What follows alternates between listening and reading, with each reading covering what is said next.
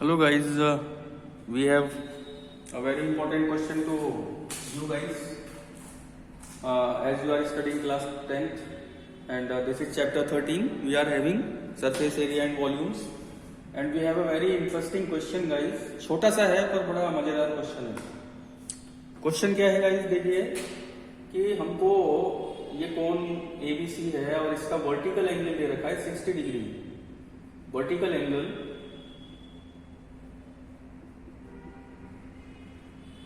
Vertical angle of this cone is 60 degree. Vertical angle का मतलब है गाइस कि ये दोनों साइड जो इक्वल हैं इनके बीच में ये जो पूरा एंगल आपको दे रखा है this is angle 60 degree.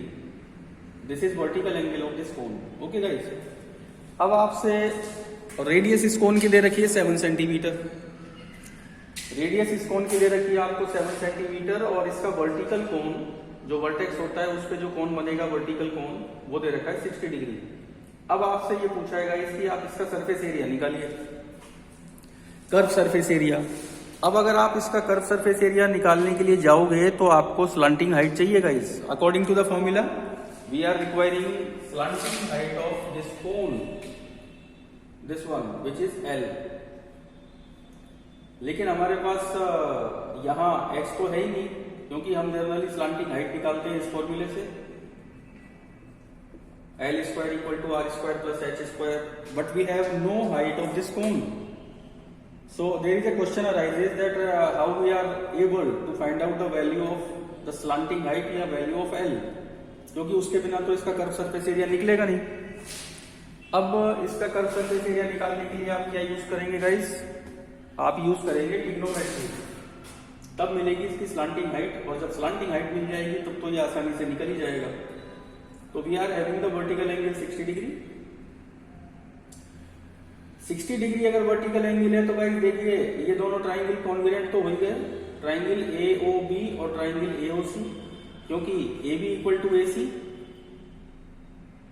Equal side होती है कौन की, AO इक्वल टू AO और ये 90 और इधर ये 90, तो ये दोनों ट्राइंगल कॉन्ग्रुएंट तो नहीं guys. Triangle AOB is congruent to triangle AOC. तो क्या होगा कि ये एंगल 1 और ये 2 दोनों इक्वल हो जाएंगे. ये एंगल 1 और ये एंगल 2 दोनों इक्वल बाय सिंप्लिसिटी.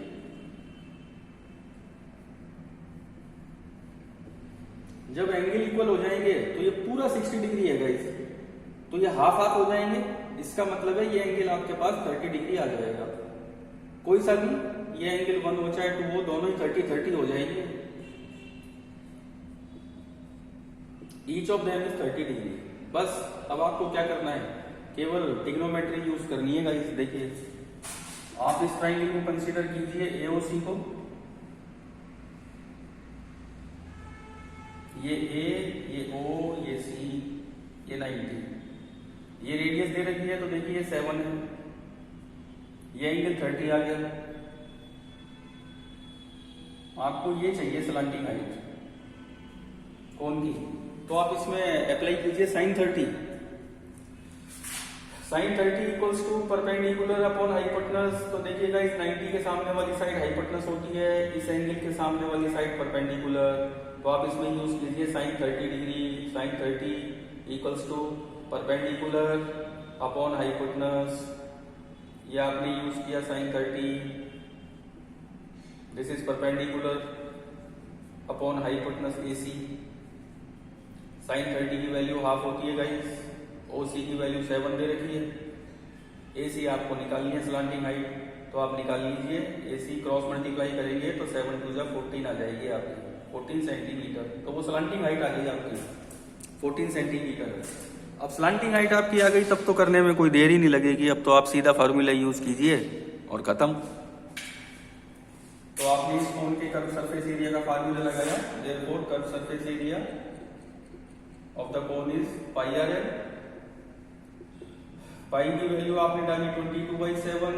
रेडियस 7 दे रखी है और स्लांटिंग हाइट हमने अभी निकाली 14. और गाइस ये 7 से 7 कैंसिल हुआ. अब आप 22 और 14 का मल्टीप्लाई कर लीजिए. 14 2 जा 28, 2 कैरी किया, 14 2 जा 28 और 2 ऐड किया तो 30 centimetre square. So 308 centimeter square is the curved surface area of this cone guys. So let me explain it again to all of you guys. कि we are having a cone ABC in which vertical angle is 60 degree, यानी ये पूरा radius 7 centimeter. Then find out the curved surface area of this cone. So guys, traditionally we are used to find out the value of L by using Pythagoras theorem in this cone, that is h square plus r square. That will serve the purpose. But in this case cone की आपके पास height नहीं है, तो हम क्या करेंगे कि पहले तो ये दोनों ट्राइंगल कॉन्ग्रुएंट कर देंगे. These two triangles are congruent because AB equal to AC, slanting heights are equal. ये 90-90 हो जाएगा गाइस, ये और ये कॉमन साइड ए वो इक्वल टू ए हो, उससे दोनों ट्राइंगल कॉन्ग्रुएंट हो जाएंगे. कॉन्ग्रुएंट हो गए तो ये दोनों एंगल इक्वल होंगे सीपी सीटी से, और ये पूरा 60 है तो ये 30 और ये 30. बस 30 आने के बाद हम ये ट्राइंगल यूज करेंगे एओसी, और इसमें 30 डिग्री यूज कर लेंगे. Sine 30 equals to perpendicular upon hypotenuse. OC की वैल्यू डाली 7, एसी की वैल्यू निकालनी है. साइन 30 की वैल्यू 1/2 होती है, क्रॉस मल्टीप्लाई किया तो स्लांटिंग हाइट 14, और स्लांटिंग हाइट 14 आ गई ये, तो कौन का curve surface area find out कर लेंगे हम guys, which is pi R L. ये पाई की वैल्यू पुट की, रेडियस 7 है, स्लांटिंग हाइट 14 कट किया, और 308 centimetre square is the curve surface area of this cone. तो मुझे पूरी उम्मीद है गाइस कि ये आप अच्छे से समझ ही गए होंगे. ठीक है, और अब देखिए एक और इंटरेस्टिंग क्वेश्चन कि दिस वन तो very simple question guys. In the next one,